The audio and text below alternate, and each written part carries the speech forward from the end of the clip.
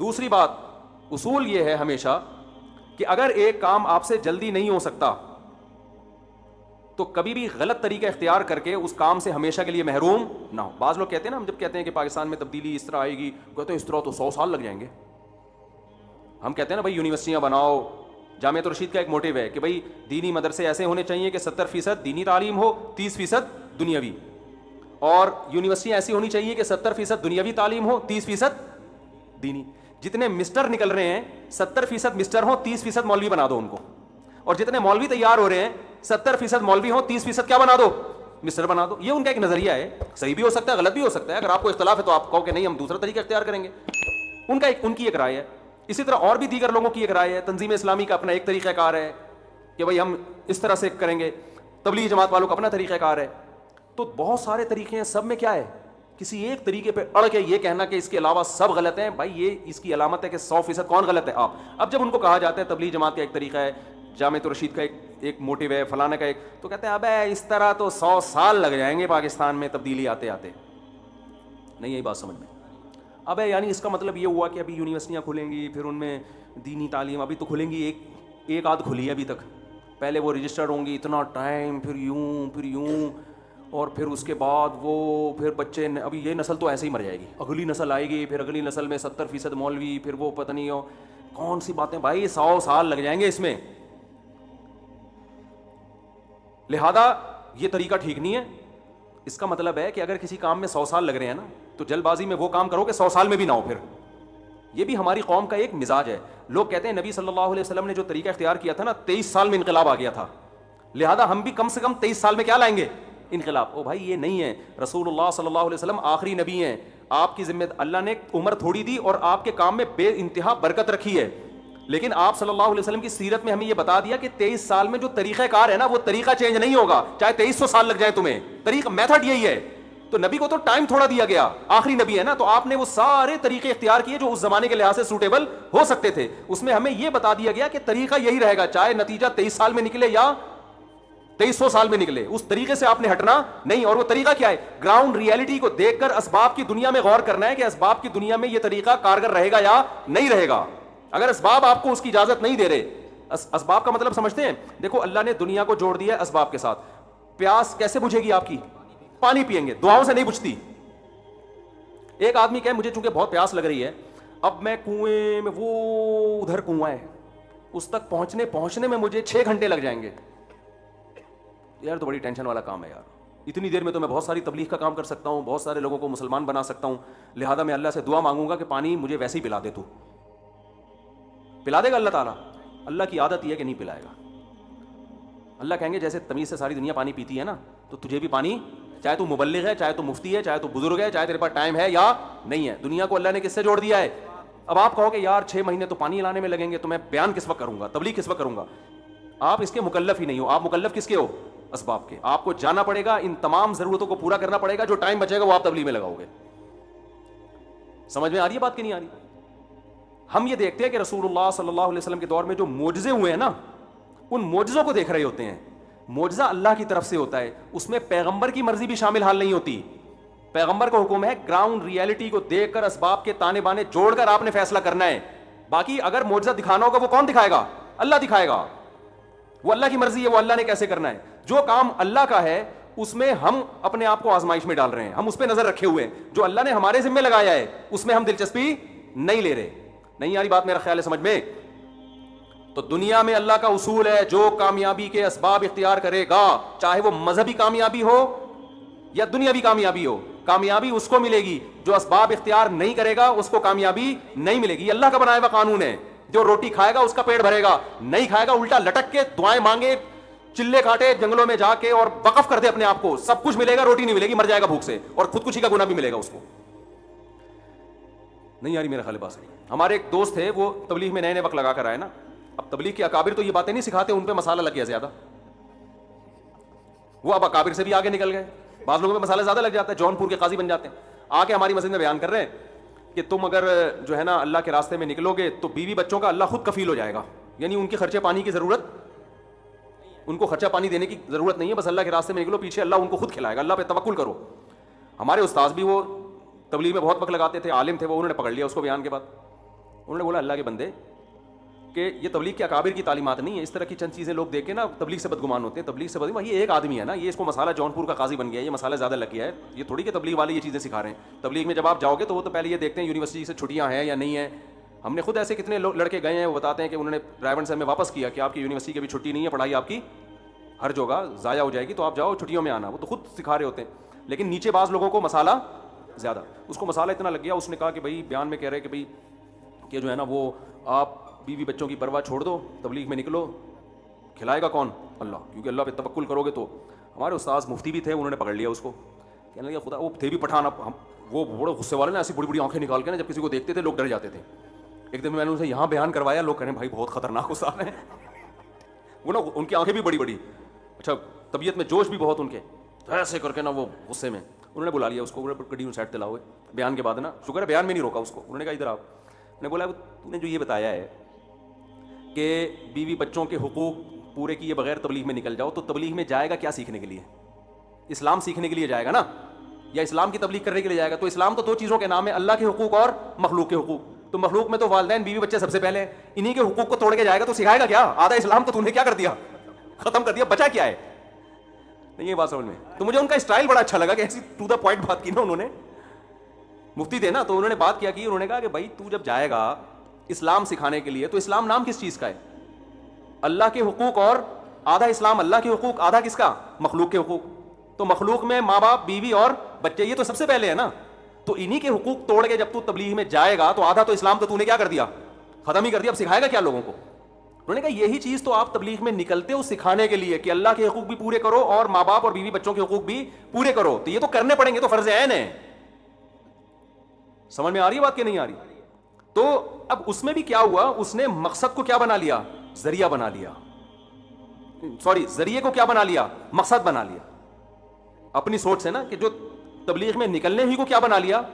مقصد بنا لیا. حالانکہ وہ مقصد نہیں ہے, وہ مقصد تک پہنچنے کا ایک ذریعہ ہے. تو اسی مقصد تو ہے کہ اللہ کے حقوق بھی پورے ہوں اور مخلوق کے حقوق بھی پورے ہوں. تو مقاصد پہ کبھی سمجھوتا, سمجھ لو, خوب سمجھ لو, کبھی بھی سمجھوتا نہیں ہوتا, ذرائع پہ سمجھوتا ہوتا ہے. ذرائع میں یہ ہے کہ بھائی ابھی یہ ہے کہ بھائی یہ ابھی جیسے ایک آدمی کو پتا ہے کہ کھانے کو گھر میں روٹی نہیں ہے, میں جماعت میں نکلوں گا تو میں راشن پانی کا انتظام نہیں کر سکتا.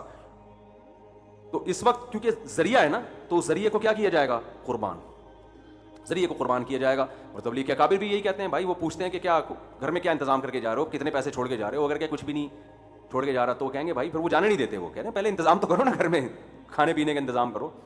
تو اسی طرح خوب اچھی طرح سمجھ لو, بات سے بات چلتی ہے, میرا اصل بیان ہی رہ جاتا ہے, لیکن یہ ساری باتیں کام کی ہوتی ہیں نا. ہمیں کیا, ہم نے وہی بات ہے نا, مقصد کو دیکھنا ہے نا, ذریعے کو تھوڑی دیکھنا ہے یار. جو مقصد ہے نا وہ تو یہی ہے کہ دین کی نالج آئے اور عمل کی توفیق ملے نا. تو وہی ہے نا, کانسیپٹ کلیئر ہوں بہت ساری چیزوں میں.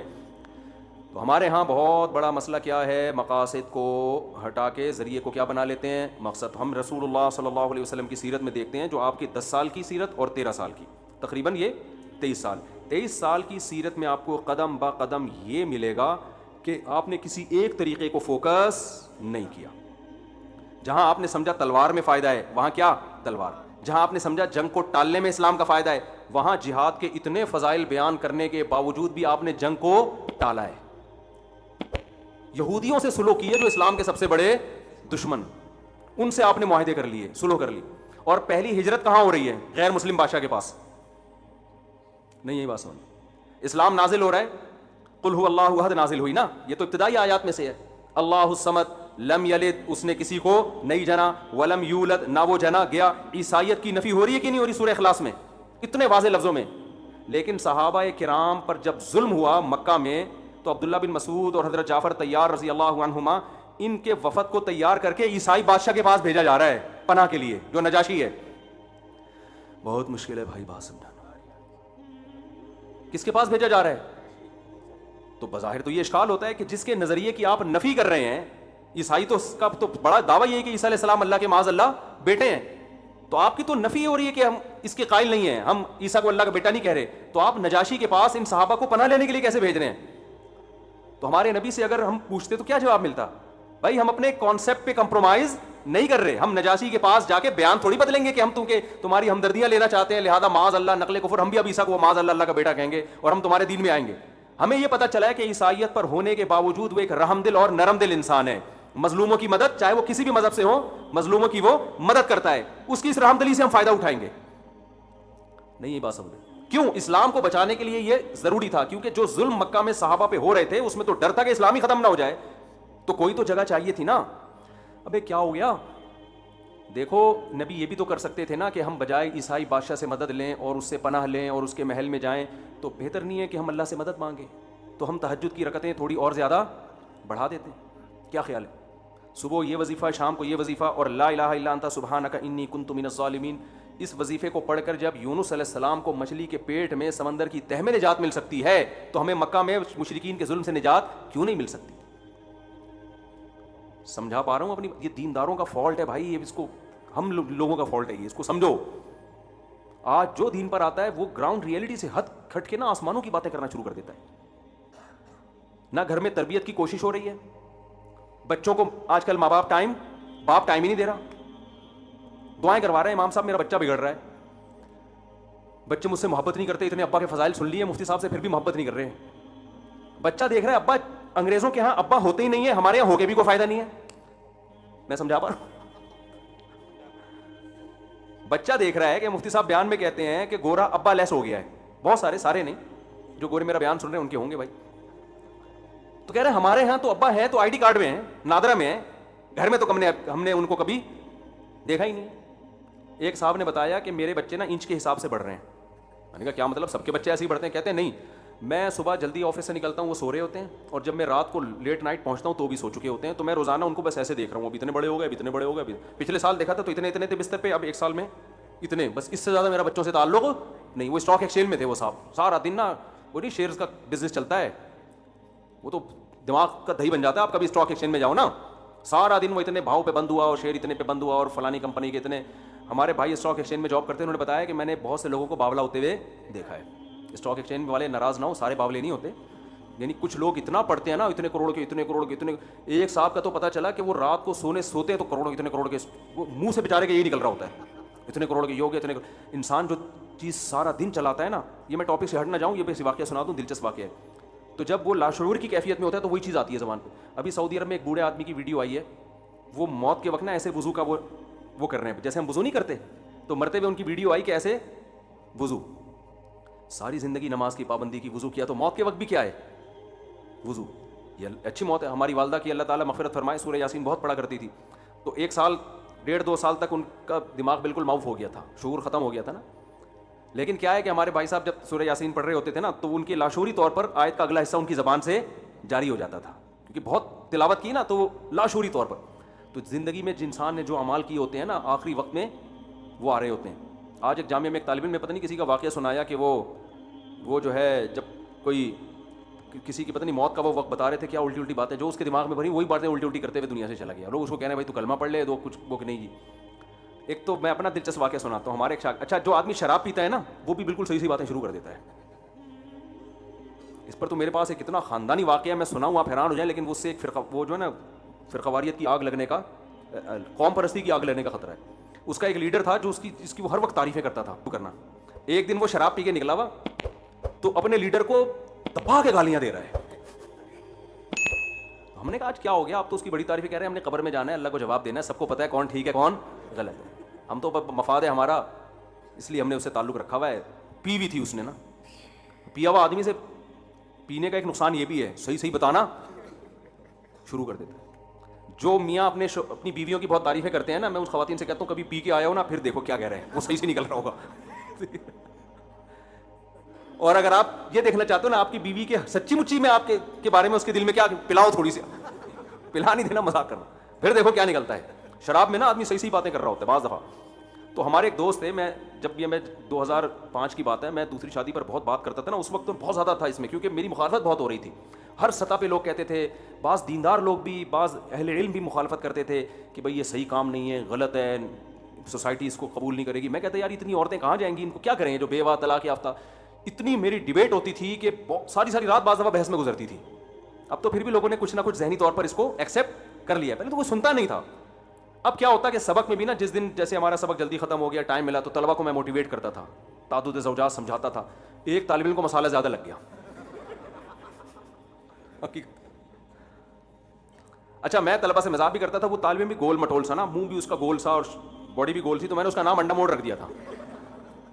وہ ناراض نہیں ہوتا تھا, وہ استاذوں کے ایسے مذاق سے طلبہ نہیں ناراض ہوتے. میں نے کہا تم بالکل انڈا موڑ جیسے لگ رہے ہو. طلبہ کو میں نے بولا ہوتا اس کو, آپ کو انڈا موڑ کہنے کی اجازت نہیں ہے. تو ایک دن کیا ہوا, اس کو بہت تیز بخار ہو گیا, بخار اس کے دماغ پہ چڑھ گیا. طلبہ نے بتایا کہ اس کی طبیعت بہت خراب ہے, جامعہ والوں نے ایمبولینس منگوائی. جتنی دیر میں ایمبولینس آ رہی تھی تو میں اس کے پاس جا کے بیٹھ گیا. ایمبولینس آ رہی ہے اس کو ہاسپٹل لے جانے کے لیے, میں اس کے پاس بیٹھ گیا. مجھے دیکھتی کہتے اب دماغ اس کا کام نہیں کر رہا نا بخار کی وجہ سے, بہکی بہکی اوٹ پٹانگ باتیں کر رہا ہے. ان اوٹ پٹانگ باتوں میں کیا کر رہا ہے, جیسے ہی میں آیا نا, استاد جی خدا کی قسم پکا وعدہ میں 4 شادیاں کروں گا. ہاتھ پاؤں مڑ رہے ہیں, ٹیڑھے ہو رہے ہیں نا, عجیب سا. وہ بچ گیا بعد میں, اللہ کا شکر ہے نارمل ہو گیا. اچھا اس کو یاد بھی نہیں کیا کہا. میں نے اس کو کہا یار تم یہ مرتے ہوئے کیا باتیں کر رہے تھے, یار مجھے تو کچھ یاد نہیں. تو باتیں کیا کر رہا ہے, استاد جی اللہ کی قسم میرا پکا وعدہ میں 4 شادی. اب مجھے شرم آ رہی ہے, میں نے کہا لوگ کیا کہیں گے یار, اور ہمارے ٹیچرز کو پتا چل گیا, بولیں گے یار تو کیا موت کے وقت کلمہ پڑھوا اس کو, یار تو یہ کیا سکھایا اس نے سبق میں تو نے. مجھے اتنی شرم آ رہی, میں نے کہا مجھے کیوں کہہ رہے 4 شادیاں کروں گا یار, اس کو بول. تو ہے نا ہاتھ پاؤں ٹیڑھے ہو رہے ہیں, منہ بھی ٹیڑھا ہو رہا ہے, اور کہہ رہے بس میں انشاءاللہ 4 کروں گا, اور بار بار یہ جملہ دہرا رہا ہے. میں نے کہا بھائی میں یہاں سے جا رہا ہوں, کوئی ریکارڈ کر کے ڈال دے گا تو بولیں گے پتہ نہیں یہ اس کے جو مریدین نا مرتے ہوئے بھی ہے, پتہ چلا قبر میں جا کے فرشتے حساب و کتاب کر رہے ہیں تو وہاں بھی یہی بات بول رہا ہے. تو میں نے کہا بھائی اس کے دماغ میں کیا ہو گیا, پاگل ہو گیا یہ, چھٹی آ گیا تھوڑا سا, اس کو سیٹ کرنے کی ضرورت ہے.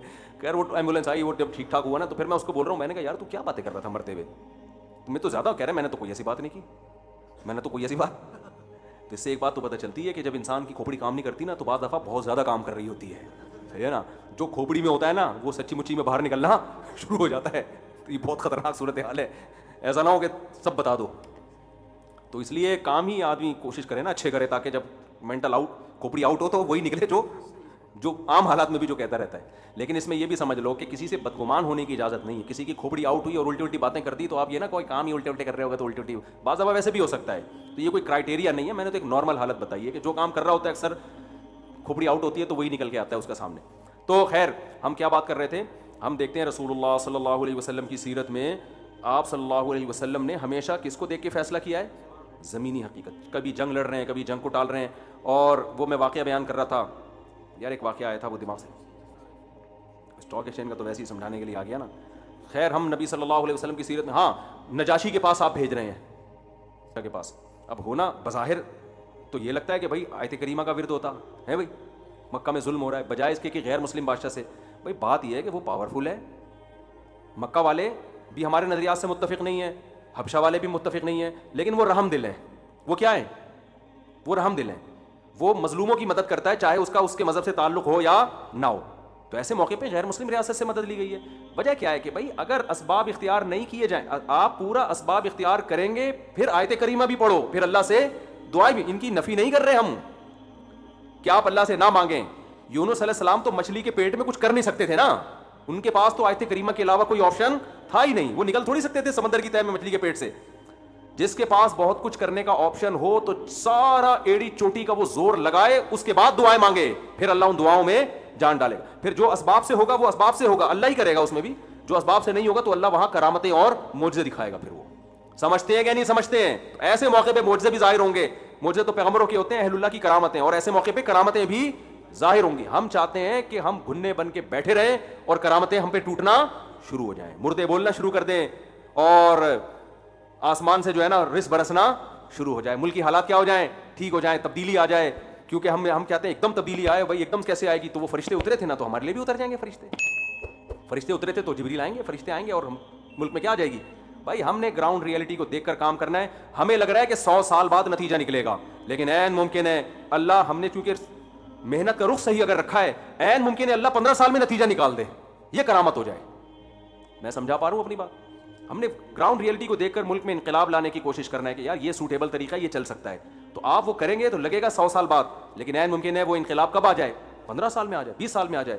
رخ آپ کا صحیح ہونا چاہیے. اگر رخ ہی صحیح نہیں ہے میرے بھائی, 100 کیا 1000 سال بھی ہو جائیں گے نا, اور دھنستے چلے جاؤ گے اور دبتے چلے جاؤ گے. سمجھتے ہو کہ نہیں سمجھتے ہو. تو خیر میں نے بات یہاں سے شروع کی تھی یار, ایک تو یہ گھڑی بھی دیکھو, اسباب دیکھو. اچھا یہ ٹائم صحیح کر دیا انہوں نے, شکر ہے, ورنہ ہمیشہ یہ 10 بجا رہی ہوتی ہے, 11 بجا رہی ہوتی ہے, 12 دوپہر کے. تو یہ الحمدللہ گراؤنڈ ریئلٹی سمجھ رہے ہیں. گھڑیاں ہی ٹھیک نہیں ہیں ہماری. میں یورپ میں گیا نا, وہاں میں نے لوگوں کو دیکھا ٹرین میں نا, سب اسٹڈی کر رہے ہیں, مطالعہ کر رہے ہیں. یہاں ہمیں بندہ ترس جاتے ہیں کسی کے ہاتھ میں کتاب نظر آ جائے. صحیح بتا دوں آپ, تو آپ کہہ رہے ہیں کہ ہمیں ملک میں کیا چاہیے؟ نظام کی تبدیلی چاہیے. کیا چاہیے؟ تبدیلی چاہیے. کتاب سے نفرت اور موبائل سے سارا دن لگے ہوئے ہیں, تو کیا تمہیں پتہ ہی نہیں ہے دنیا کی؟ یعنی اگر خلافت عثمانیہ کی بھی ہسٹری ہے نا, تو پڑھیں گے نہیں, ارطغرل ڈرامہ دیکھیں گے. ابے تو ہسٹری پڑھ لے یار, پھر دیکھ لینا ڈرامہ. تو ہسٹری تو اوریجنل سچی مچی کی ہے, وہ تو ڈرامے میں تو ڈرامہ زیادہ ہوتا ہے, ہسٹری کم ہوتی ہے. اب دیکھو ڈراموں میں جو ہسٹری ہوتی ہے نا, جیسے خطیب جب ہسٹری بیان کرتے ہیں نا, تو اس میں خطابت زیادہ ہوتی ہے. ہسٹری خطیب یا ڈراموں میں ہسٹری کہ اس نے یہ کہا, پھر جواب میں اس نے یہ کہا, پھر اس کی پیشانی پہ لکیریں آئیں, پھر جذباتی ہوا, پھر پسینہ نکلا. ابے اتنا کون بیٹھ کے لکھ رہا ہوتا ہے؟ یہ تھوڑی ہوتا ہے, اس میں ڈرامہ زیادہ ہوتا ہے, ہسٹری بہت تھوڑی سی ہوتی ہے. خیر, تو میں یہ عرض کر رہا تھا کہ اللہ تعالیٰ جو ہے نا باطل کو پنپنے نہیں دیتے. اب کوئی بھی جذباتی طریقے سے بھی آئے گا, یا کوئی بھی اکابر سے آپ کو علماء سے ہٹائے گا, جو صحیح جو سلسلہ صدیوں سے چلا آ رہا ہے, تو وہ تھوڑا دن چلتا ہے, اس کی موت کے ساتھ ہی وہ سیٹ اپ ختم. اور ان باطل لوگوں میں ایک چیز مشترک ہے کہ ان کا چونکہ کوئی استاذ نہیں ہوتا نا, لہذا ان کے جو شاگرد ہوتے ہیں وہ خود استاذ کے ٹریک سے بھی ہٹ جاتے ہیں. ان میں 4-5 سلسلوں تک کوئی بھی ایک بھی ایسی شخصیت نہیں ہے جو 4-5 نسلوں تک سب کے نظریات سیم ہو. اگلے کے بالکل اور ہٹے ہوئے ہوں گے, اس سے اگلا بالکل کنٹرول سے باہر ہوگا, اس سے اگلا ایک نیا فرقہ بنا رہا ہوگا. اور جو اکابر سے منسلک ہے نا صدیوں سے, وہ ایک ہی ٹریک پر 1400 سال سے چلتے چلے آ رہے ہیں. صحابہ کا مسئلہ دیکھ لو, صحابہ کے بارے میں تابعین, تبع تابعین, پھر ان کے شاگرد, پھر ان کے شاگرد, پھر فقہا, محدثین, صدیوں سے ایک ہی ٹریک پر چلے آ رہے ہیں. امام احمد بن حنبل, امام شافعی, امام مالک, امام ابو حنیفہ, پھر ان کے شاگرد, پھر ان کے شاگرد, ان کے استاذ بھی. وہ کیا ہے کہ تمام کے تمام صحابہ عادل ہیں, ان میں کسی کی شان میں بھی گستاخی جائز نہیں, چاہے حضرت معاویہ ہو, چاہے حضرت ابو سفیان ہو. ان سے جو غلطیاں ہوئیں اجتہادی غلطیاں ہوئیں, اور ان کی جو نیکیاں تھیں وہ ان کی خطاؤں سے زیادہ ہیں. اس میں آپ کو سیم ملے گا. لیکن جو اس کے خلاف نظریے کے گئے ہیں نا, ایک نے ایک نظریہ پیش کیا, دوسرے نے آ کے اس کی نفی کر کے دوسرا پیش کیا, تیسرے نے آ کے کسی صحابی کا دفاع کیا, دوسرے کا سے اختلاف کیا, دوسرے پہ طنز کیا کسی نے. ایسا آپ کو اختلاف ملے گا, اور سب یہ کہیں گے کہ ہم دلائل کو مانتے ہیں, ہم شخصیت پرستی کے قائل نہیں ہیں. بھائی تم سب اگر دلیل سے بات کر رہے ہو, دلائل کو, تو پھر سب کا ایک رائے پہ جمع کیوں نہیں ہوتے تم؟ اس کا مطلب یہ تمہاری رائے ہے, یہ دلیل نہیں. اگر اتنی مضبوط دلیل ہوتی نا تو ایک پہ جمع ہو جاتے آپ. تو دلیل ایسی ہے جو قابل بحث ہے, تبھی تو اس میں اگلا آگے بحث کر کے اس کو غلط قرار دے رہا ہے. العقیدۃ الطحاویہ امام طحاوی نے لکھی. امام طحاوی نا تقریباً میرا خیال ہے 3 صدی ہجری کے عالم ہیں, 3 یا 2 کے اینڈ میں. انہوں نے عقیدہ کی کتاب لکھی نا, اس میں یہ بات توحید سے متعلق عقیدہ, رسالت سے متعلق, تقدیر سے متعلق, اسی میں یہ بھی کہ صحابہ کرام کو ہم کیا سمجھتے ہیں؟ عادل سمجھتے ہیں. کسی کی شان میں بھی ہم جو ان کے یعنی مفہوم بیان کر رہا ہوں میں اپنے الفاظ میں, اس میں طنز کو ہم جائز نہیں سمجھتے. وہ کتاب چونکہ تمام اہل سنت والجماعت کا وہی عقیدہ, یہ خود تو حنفی تھے لیکن وہ عقیدہ جو انہوں نے لکھا وہ تو تمام اہل سنت والجماعت کا تھا, شوافی. تو ساری دنیا میں وہ کتاب پڑھائی گئی. اس کو اہل حدیثوں نے, آج کل اہل حدیث بھی پڑھاتے ہیں, سلفی لوگ بھی پڑھاتے ہیں, حنفی بھی, مالکی بھی, شافعی بھی, حنبلی بھی, سارے پڑھا رہے ہیں. کسی کا اس میں اختلاف نہیں ہوا. اب آپ دیکھو ایک چیز ایسی ہے جو 1200 سال سے اتفاقی چلی آ رہی ہو, حالانکہ ان 1200 سال میں کتنے بڑے بڑے علامے پیدا ہوئے کہ نہیں ہوئے, کسی نے اس پر اعتراض نہیں کیا کہ یہ صحابہ والا معاملہ ٹھیک نہیں ہے. اس کے بعد چند لوگ اگر آئیں وہ 15ویں صدی میں ہوں اور وہ عالم بھی نہ ہوں, وہ پھر حضرت معاویہ پہ طنز کرنا شروع کر دیں, فلانے پہ طنز کرنا شروع کر دیں, تو یا تو یہ پوری دنیا کے علماء, جس میں ترکی بھی تھا, سعودی عرب بھی ہے, جس میں مراکش بھی ہے, مشرقی دنیا بھی, مغربی دنیا بھی, شمالی مسلمان بھی, جنوب کے مسلمان بھی, یا تو یہ معاذ اللہ سارے کے سارے غلط تھے اور یہ ایک آدمی صحیح ہے. اور آسان کیا ہے بھائی, ایک آدمی غلط ہے یا 2-4 آدمی غلط ہیں, باقی سارے کیا ہیں صحیح. تو یہ جو 2-4 آدمی دلائل دے رہے ہیں, یہ دلائل میں آپ کو کنفیوز کر رہے ہیں. دلائل کے تانے بانے جو ملا رہے ہیں وہ صحیح تانے بانے نہیں ملا رہے. اگر آپ کسی کے پیچھے پڑ جاؤ نا ہاتھ دھو کے, تو آپ اچھے اچھے لوگوں کو بدنام بھی کر سکتے ہو, اور اگر آپ کسی کی عقیدت میں اندھے ہو جاؤ تو برے برے لوگوں کو اچھا بھی قرار دے سکتے ہو. حضرت عثمان رضی اللہ تعالی عنہ وہ صحابی ہیں کہ غزوہ احد میں جب شکست ہوئی نا تو بہت سارے صحابہ غزوہ احد میں فرار ہوئے تھے, تو اس میں حضرت عثمان بھی تھے.